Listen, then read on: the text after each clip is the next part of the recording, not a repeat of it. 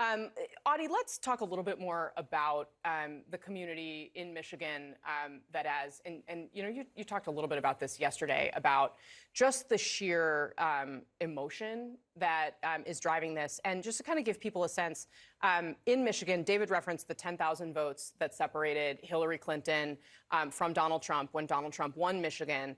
It was 150,000 votes that separated Trump and Biden when in 2020, when Biden won. There are about 140,000 people who voted in that election who say that they are Muslims. Now, that's obviously not all Arab Americans are Muslim.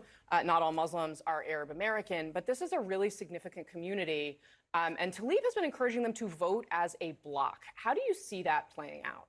Well, I think that's kind of the point of primaries, right? It's your moment, as she says, to have a bullhorn and say, this is the issue that matters to me. I'd also like to broaden this out because this is not necessarily an issue, what's going on in Gaza, that is affecting Arab Americans only. Right. Generationally, young people in the Democratic Party view this differently. Michigan has a large student population. Michigan has, as you said, a large Arab American and even Black Muslim population. These are all people who find affinity with what they see as oppression in the region.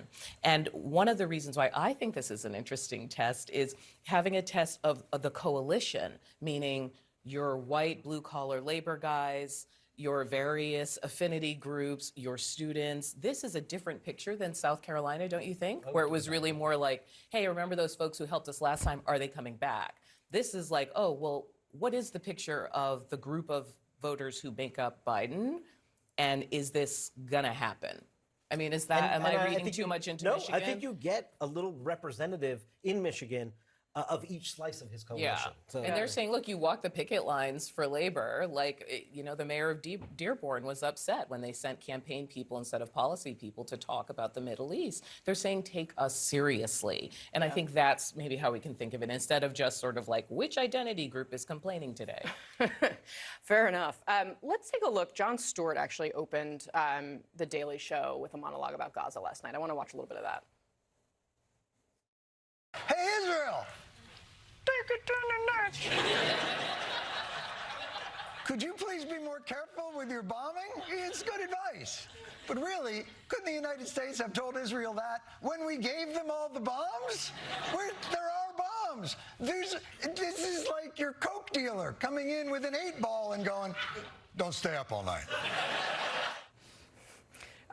Jonah Goldberg, we've talked a lot about where Democrats are on this, and Ashley, weigh in too, but there's a reason why the president has been where he is this entire time on this issue, which is that still, despite the pressure from progressives, a lot of the country is with him on Israel.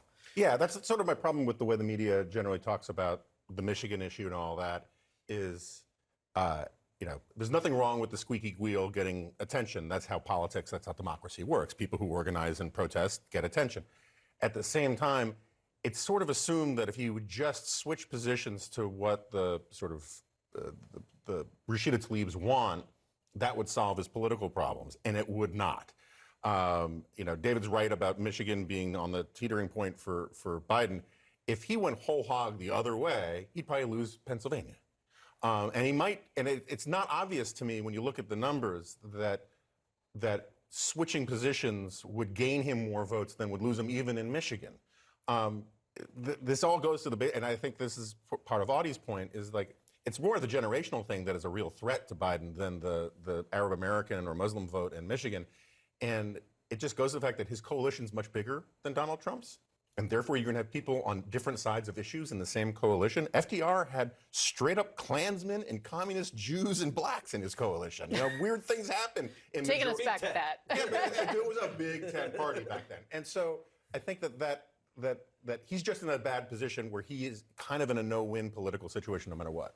Yeah, no, the president and the administration has been walking this incredibly fine line for months now, since October, in fact.